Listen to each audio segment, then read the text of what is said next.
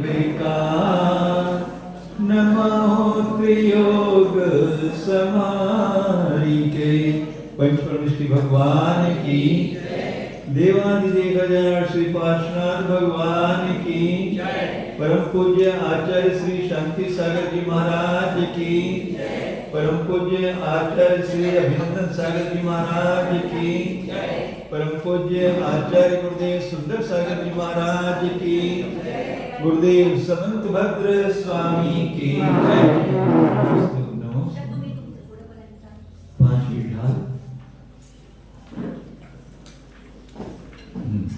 मुनि सकल व्रति बड़ भागी भव भोगन ते वैरागी वैराग्य उपावन माई चिंत्यो अनुप्रेक्ष माई इन चिंतत सम सुख जागी जिमि ज्वलन पवन के लागी जब ही जिय आत्म जाने तब ही जिय शिव सुख ठाने भुवन गोधन नारी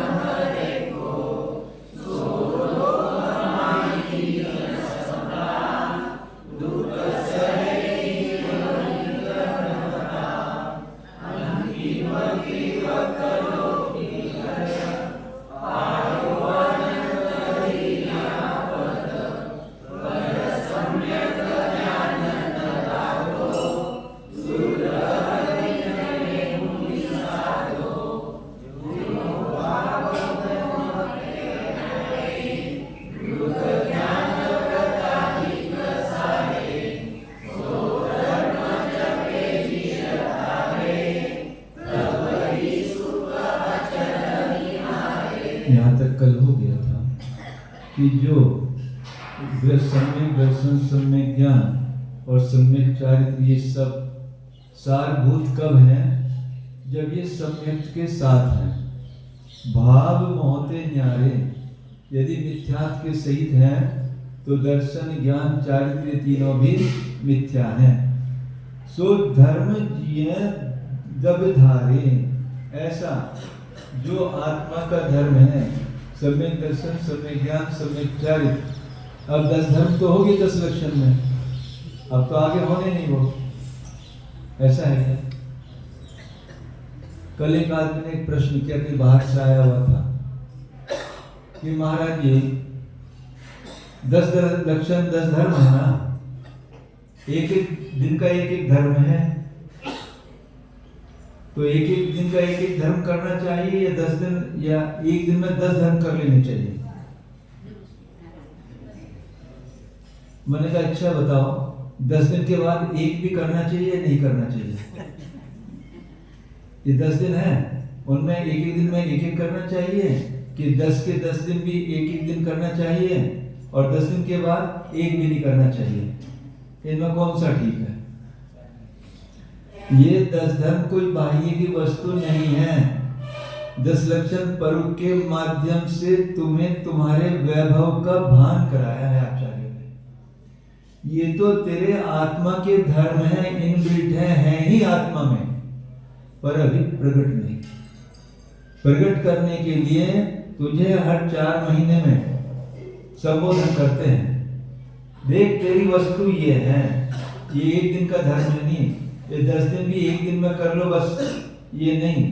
और आज तो बस पूरी छूट, जो बंधे गए थे 10 दिन के लिए, अब कोई बंधन ऐसा है क्या? नहीं। आत्मा तो स्वतंत्र है, कभी बंधन में नहीं रहती। तेरे साथ जो विकारी भावों का संयोग हो गया था, उनको हटाने के लिए बंधन की बात कही। तो जो धर्म जिये जब धारे, ऐसे धर्म को जब ये जीव अपने अंदर धारण करता है, तब ही सुख अचल निहारे, तब इसको सच्चा स्थिर दृढ़ सुख की इसको निहारे होने प्रतीति होती है। 1 कोटि आ जाए तो आज तो सुख हो जाएगा, कल को चला जाएगा। ऐसा सुख नहीं चाहिए, ऐसा मकान नहीं चाहिए जो कल को बदलना पड़े, परमानेंट चाहिए। ऐसे ही जो सुख, जो अचल सुख, एक बार मेरा सुख मुझे पता लग जाए और मेरा सुख वो फिर कभी भी खत्म ना हो, ऐसा सुख चाहिए। जितने भी इंद्रियों के सुख हैं, विषयों के सुख हैं, सब वो अचल हैं, क्षण मात्र के वो सुख हैं। वो सुख नहीं है वास्तव में, सुखाभास है, या तो तृष्णा की पूर्ति मात्र है, वे सुख नहीं है। कभी बैठते हुए 1 घंटा आधा घंटा यदि क्षण मात्र भी अपना उपयोग भी अपनी आत्मा में चला गया, तो ऐसा लगता है कि क्या आनंद बरस गया। हाँ, सो धर्म मोनिन करी धरिए, तिनकी कर तू ते उचरिए।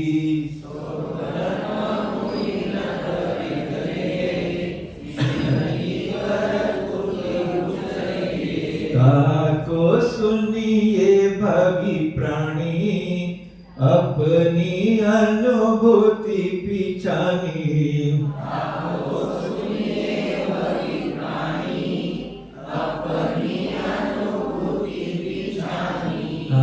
सो धर्म मुनि कर धरिए, तिनकी कर उचरिए। ताको सुनिए भवि प्राणी, अपनी अनुभूति पिछानी। तो ऐसे धर्म को धारण करने वाले कौन हैं? अपने वैभव को जिन्होंने जान लिया है, सो धर्म मुनि कर धरिए। ऐसा धर्म वो मुनियों के द्वारा धारण किया जाता है, यानी मुनि ही उस धर्म को धारण कर पाते हैं। क्यों?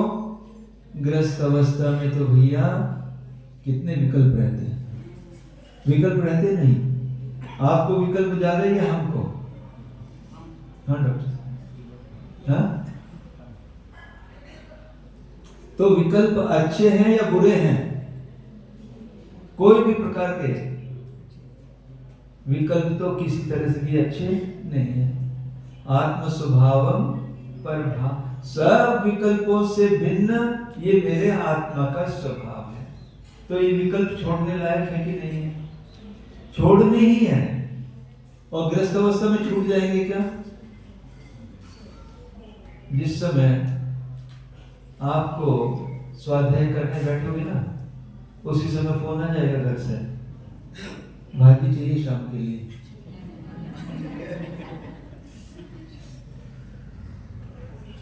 तो क्या कहोगे? अभी बताना था क्या? अभी तो मैं स्वाध्याय के लिए बैठा हूं। विकल्प कह दोगे दाल बना घर में रखिए, चल भाजी ना बना आज, मुझे तो स्वाध्याय करना। तो उसको भी देखना कि वो मानेगी नहीं मानेगी खाली दाल में। कहने का तात्पर्य यह है कि ग्रस्त अवस्था में इतने विकल्प होते हैं, आप उनसे बच नहीं सकते। इसलिए उन विकल्पों को दूर करने के लिए ये मुनि अवस्था को ऊन हो गई है मम जहां मुनि, मैं उनी, मैं शब्द माने मैं, ये ममता या मोह ऊन माने जहां कम हो गया, उसको धारण करने वाला मुनि। यदि यहां भी ईगो टकराई, यदि यहां भी अहम भाव रहा तो तू कहीं का मुनि नहीं। तो ऐसा वो धर्म जो आत्मा का धर्म है, मुनियों के धारण की द्वारा धारण किया जाता है। और वो धारण करने वाले क्या ऐसे हैं? तिनकी करतूत उचरी, करतूत ये नेगेटिव सेंस में प्रयोग करते हैं हम लोग। कैसी कैसी करतूतें हैं तुम्हारी, हम सब जानते हैं। वो क्या कह रहे? मुनि की करतूत, आचरण उनका, तिनकी करतूत, जो क्या क्या करते हैं वो यहाँ पर उच्चारण करेंगे। हमारी करतूत बताएंगे आपको। ये क्या करते हैं? जंगल में खड़े होकर होली खेलते हैं, आया था ना, मुनि होली खेले मुनिराज, अकेले खेल रहे, देखिए वहां कोई दो ही नहीं है। ये करतूत है मुनि की। जंगल में खड़े अकेले खेल रहे, अरे हमको बता देता तो हम भी आ जाते। करतूत ताको सुनिए भावी प्राणी है, भवि जीवो, तुमको क्यों सुना रहे हैं? कि तुम्हें भी निज स्वरूप का भान हो जाए और आप भी वही करतूत करने लगो। अपनी अनुभूति बिछानी, उन्होंने अपने आत्मा का अनुभव बिछाना, उन्होंने जान लिया है, कर लिया है। ऐसे धर्म को धारण करके उन मुनिराजों ने अपने आत्मा के स्वभाव की अनुभूति को जान लिया, उसका रस चाख लिया, बस लगे हुए हैं, बाहर में नहीं लगे हुए। पीछे कथा अभी आई थी ना, 10 लक्षण सुनाया था। कौन से मुनिराज थे जो सोना बनाया था? नहीं, दूसरा नाम सुखचंद्राचार्य भगवान, भट्टाचार्य भर्तृहरि। क्या सोना बनाने की उसने थोड़ा रसायन सीख लिया था, विद्या सिद्ध कर दी। और उनके बड़े भाई थे सुखचंद्राचार्य, और तो बेचारे गरीब जैसे बैठे, कोई पूछता ही नहीं उनको। और वो अपनी साधना में इतने लीन थे, छोटे भाई को ये सब विकल्प कि देखो इन्हें कोई पूछता ही नहीं, इनके कोई जाता नहीं, और बेचारे बैठे हुए हैं, इनको रोटी के लिए भी नहीं कोई पूछता होगा। पर ये हमारा, उनकी करतूत को वो नहीं जान रहा था, वो क्या करतूत कर रहे हैं उनको नहीं जान रहा था कि वो अपने आत्मा के साथ केली करते हैं, खेल रहे हैं वो अपने आत्मा के साथ, अपने आत्म स्वरूप में मग्न हैं। ये विद्याएं तो उनके चरणों की चेरी हो जाती है, विद्या सिद्ध नहीं करते। और भर्तृहरि विद्या सिद्ध कर रहा था। विद्या सिद्ध बाह्य के लिए की जाती है, जब आत्म स्वभाव सिद्ध होता है ये विद्याएं तो आकर चरणों की दासी मुझे बताओ क्या करना है। कहा ही नहीं, जाओ, तुम्हारा यहाँ कोई काम नहीं है। भगवान जब गर्भ में आते हैं, रात चिंतन चल रहा था ऐसे ध्यान में, ये 6 महीने पहले देवियां आकर सब अपना दायित्व संभाल लेती है। 6 महीने पहले गर्भ शोधन करना, माँ का कोई तकलीफ ना हो, माता को हंसी खुशी रखना। अभी तो भगवान नरक या स्वर्ग में विराजमान है। नरक से भी आते हैं ना तीर्थंकर, स्वर्ग से भी, जहां से भी, परंतु सारा कार्य यहां शुरू हो गया। किसका प्रभाव है? उनकी आत्म साधना का प्रभाव है। वो वहां भी छायक सम्यक दृष्टि, वो भी इतना साधन कर रहे हैं। 6 महीने पहले ही रेड कोट नरक में बन जाता है, और स्वर्ग में भी कुछ उनको फिर एहसास आता कुछ नहीं, फिर जितना आनंद में रह रहे वो, और यहाँ पर आते ही कि पर उनको तो कुछ मालूम, उन्हें क्या करना मालूम तो नहीं सब, पर उन्हें करना क्या है? उन्हें तो बस वहां से चय कर जहां उनका नियोग है वहां आकर गर्भ में स्थित हो जाना, इतना ही। तो अपनी अनुभूति बिछानी मुनि राजों ने अपने आत्म स्वभाव को जान लिया। क्या क्या करतूत है अगली षष्ठम डाल में प्रारंभ करते हैं। षट्टिकाय जीवन हननते सब विधि दर्भ हिंसा टरी। इसकी लेवल देखो जरा। हाँ, षट्टिकाय जीवन हननते रागादि भाव निवारित हिंसा न भावित अवतरी।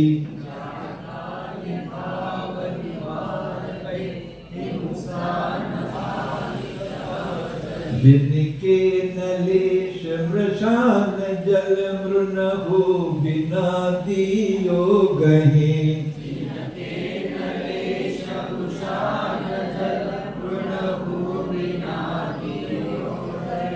8-10 सहस विदशील धर चिद ब्रह्म में नित रम रहे।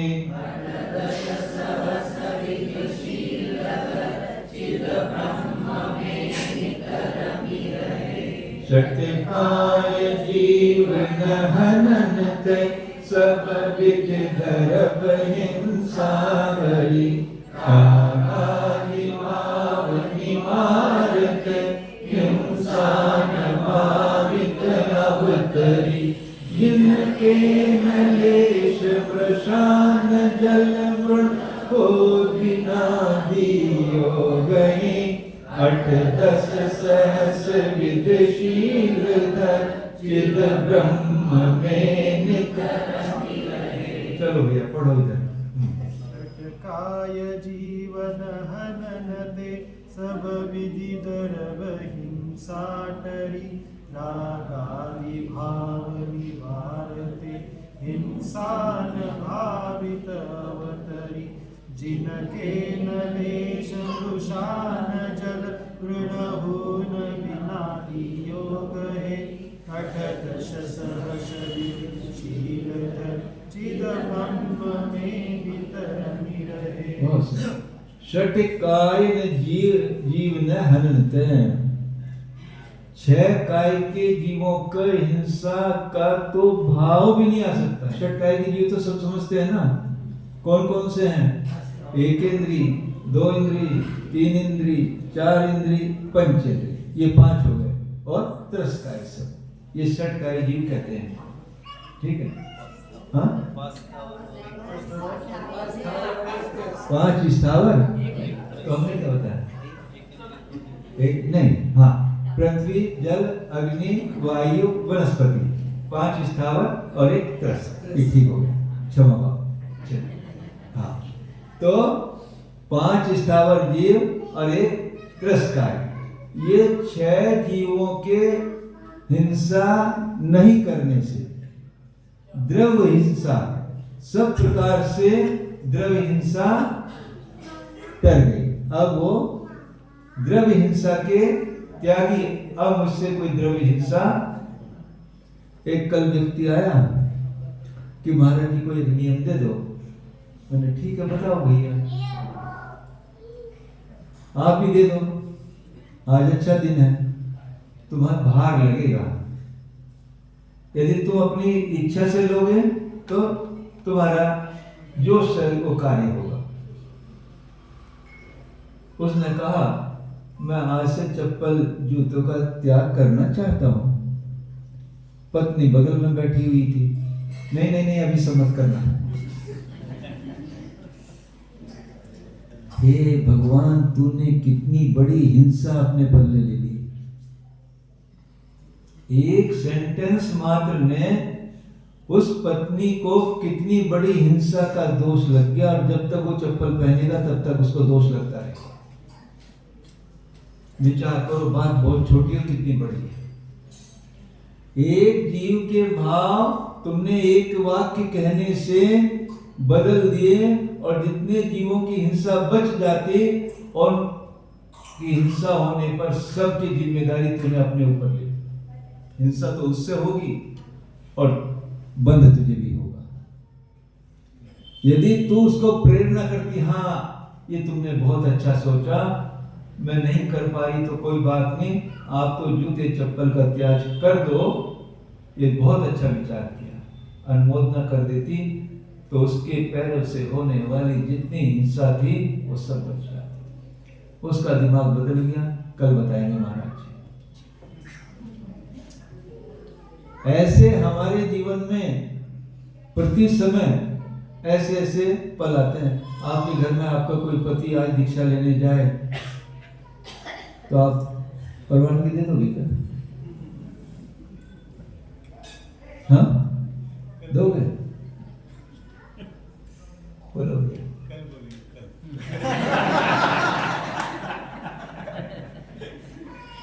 कल के ऊपर एक बहुत बड़ा प्रकरण याद आ गया है। आचार्य भगवान गुरुदेव विद्यासागर जी महाराज, उनके शिष्य क्षमा सागर जी महाराज, सबको मालूम है व्याधि है। यहां तक कि हुआ कि अभी ठीक हो जाओ, ठीक होकर अच्छे से प्रभाव न करोगे तब पुनः दीक्षा देकर तुम्हारा कल्याण हो जाएगा। गुरु से निवेदन किया, भगवान आपकी बात बिल्कुल सत्य है, पर यदि ठीक होने के बाद मेरे दीक्षा लेने के भाव नहीं हुए तो मैं तो कहीं कभी नहीं जाऊंगा। तो कल क्या होने वाला है, यानी कल तक रहने का आपने ठेका भी ले लिया कि कल तक मेरा आयु कर्म रहेगा ही रहेगा। तो भैया जीवों ने, ये मुनिराजों ने 6 काय के जीवों के किसी भी प्रकार से हिंसा नहीं हो पाए, ये तो निश्चित हो गया। रागादि भाव निवारत हिंसा न भावित अवतरी। और रागादि क्रोध मान माया लोभ राग द्वेष मोह ऐसे भावों का भी निवारण करके भाव हिंसा किसकी, बोलो कोई, ये भाव हिंसा किसकी होती है? द्रव्य हिंसा तो परद्रव्यों की हो गई, भाव हिंसा ये प्रत्येक समय में विभाव रूप परिणमन करके जीव अपनी आत्मा के लिए कसाई बना हुआ है, अपनी आत्मा की हिंसा कर रहा है। इसलिए वो भाव हिंसा को भी उसने टाल दिया कि ये आत्मन अब तक जो हो चुका, अब मैं विकारी भाव करके तेरा भी घात नहीं होने दूंगा, नहीं करूंगा विकारी भाव। उस हिंसा से भी बच गए, निज हिंसा से भी और पर हिंसा से भी, दोनों प्रकार की हिंसा से उन्होंने अपने को बचा लिया। ये तो हिंसा की बात हुई। द्रव्य हिंसा और भाव हिंसा दोनों मुनियों ने दोनों प्रकार की हिंसा को निवारण कर दिया। जिनके न लेश मृषा, अब झूठ बोलना, सत्य के महाव्रती होते हैं मुनिराज। कैसा भी विषम से विषम प्रकरण आ जाए, यदि गर्दन कटने की भी बात आ जाए, मेरा ऐसा बोलने से मेरा घात हो सकता है, तब भी वो असत्य कभी भाषण नहीं कर सकते, कुछ भी हो जाए। मुनिराज असत्य भाषण नहीं कर सकते। यदि कुछ बोलना नहीं है तो मौन ले लेंगे, यदि शक नहीं है तो मौन हो जाएंगे। न जल मरण हो बिना दियो गहे। अरे चोरी का दोष लग जाएगा भैया। यदि मिट्टी और जल भी बिना दिया हुआ ग्रहण कर लिया तो, जंगल में रहते थे, अभी तो सब आप भर देते हो कमंडल, वहां कौन भरेगा जंगल में जब रहते थे? नदी का पानी और जगह की मिट्टी, भूमि की मिट्टी, वहां जल देवता से और वहां क्षेत्रपाल से पहले आज्ञा लेते हैं कि ये क्षेत्रपाल, मैं शुद्धि के लिए थोड़ी सी मिट्टी यहाँ ग्रहण कर सकता हूँ, क्या तुम्हारी आज्ञा हो? ऐसे ही चलता हुआ जल, बहता हुआ जल निर्मल प्राशुभ होता है, तो वहां रहते हैं उस प्राशुभ जल को शुद्धि के लिए वहां के जल देवता से आज्ञा लेकर तभी वहां जल भरेंगे, ऐसे स्वीकार नहीं कर सकते, चोरी का दोष लग जाएगा। न जल मरण हो बिना दिया गहे। वे मुनिराज कितनी महानता है। मुनिराज कभी घरों में नहीं जाते और रुकते नहीं घरों में। बहुत विशेष विशेष प्रकरण आए हैं भगवती आराधना में और मरण कंडिका में। मुनिराज किसी घर में रुक गए, मान लीजिए, और मुनि का विहार हो गया, रात्रि विश्राम किया था, और मुनिराज उसी कमरे में सोए थे जिसमें उसकी तिजोरी रखी हुई थी। तिजोरी बंद थी, सब कुछ था, कुछ गायब हो गया उसमें से। संभव है कि श्रावक का उपयोग क्षण मात्र के लिए, कल तक तो यही थी, कोई कमरे में आया ही नहीं, मुनिराज आए थे, आ सकता है क्या? कोई बड़ी बात नहीं भैया। यदि ऐसा भी आ गया तो कितना बड़ा अनर्थ हो जाएगा। इसलिए ये सब विकल्प नहीं आए तो ना तो श्रावक के घर जाए और ना विश्रांति का तो कोई मतलब ही नहीं है। तो बहुत अपने को बचाते हैं मुनिराज, नहीं जाना पड़े, नहीं जाना पड़े। तो जल तृण हो बिना दिए गहे, चोरी का दोष लग जाएगा। 8-10 सहस विधि शील 10, 18,000 शील के जो भेद है, 18 प्रकार के शील को धारण करके चिद ब्रह्म में नित रम रहे। निज आत्मा में, चेतन ब्रह्म जो मेरा ब्रह्म है, मेरा आत्मा, निज आत्मा, इसमें रमायमान रहते हैं, रमते हैं 24 घंटे। बस कुछ भी नहीं, कोई मतलब नहीं। पुराने समय में जब गुफाओं में रहते थे, जंगल में रहते थे, ऐसा लगता था उनको कितना समय मिलता है चिद ब्रह्म में लीन होने का। आज तक कोई अपनी समस्या लेके, ये समस्या लेके, ये समस्या लेके सब आया। ये सब आत्मानुशासन ग्रंथ में लिखा है, पंचम काल का प्रभाव है, इसको टाल नहीं सकते। काल तो अपना प्रभाव दिखाता ही दिखाता है। तो ये पंचम काल का प्रभाव है कि साधु को अकेला छोड़ने, जहां अकेला देखे वहीं तो जाना है, अपनी बात अकेले में कहनी है ना। वो तो आत्म स्वरूप में रमाई बना होने वाला था और तूने अपनी बात कह के उसको चोरी कर ली, उसके परिणाम। तो आचार्य कह रहे हैं 18,000 शील के धारण करके वह अपने चित ब्रह्म में लीन रहता है। ऐसा अभी दूसरा भी काम है, यही पूर्ण करते हैं। हाँ चलो, माता जी ध्यान करा। माता जी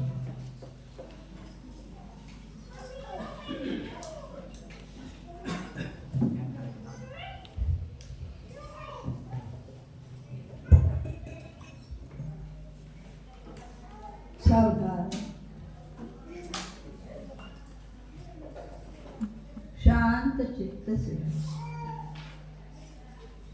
शांत चित्ताने निज प्रशांत शांत स्वरूप की ओर दृष्टि दीजिए।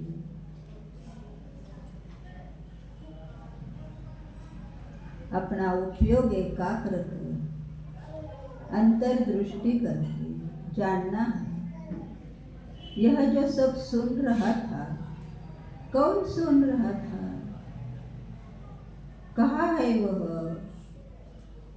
देखिए, उसकी ओर देखिए।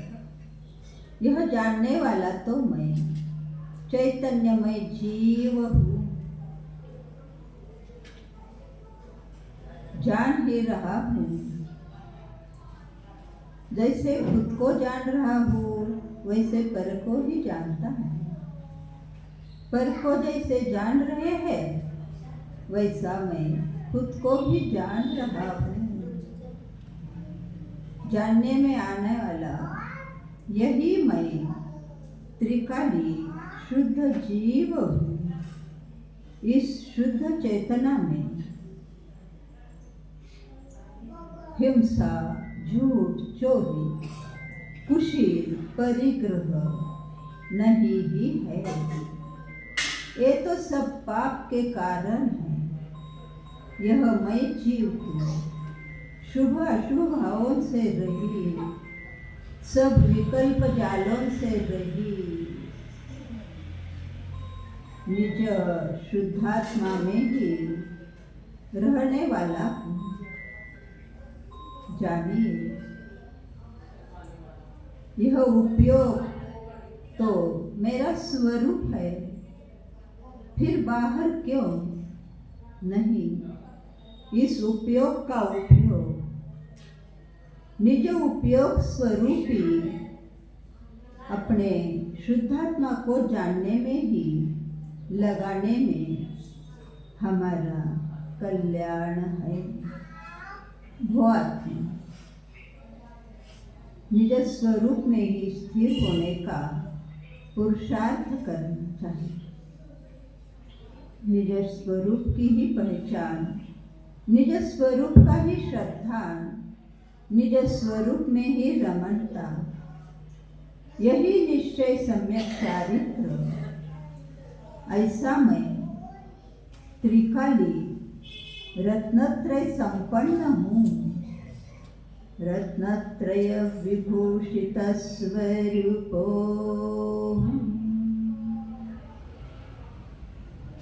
सिद्धोऽहं शुद्धोऽहं एकोऽहं परम शांत स्वरूप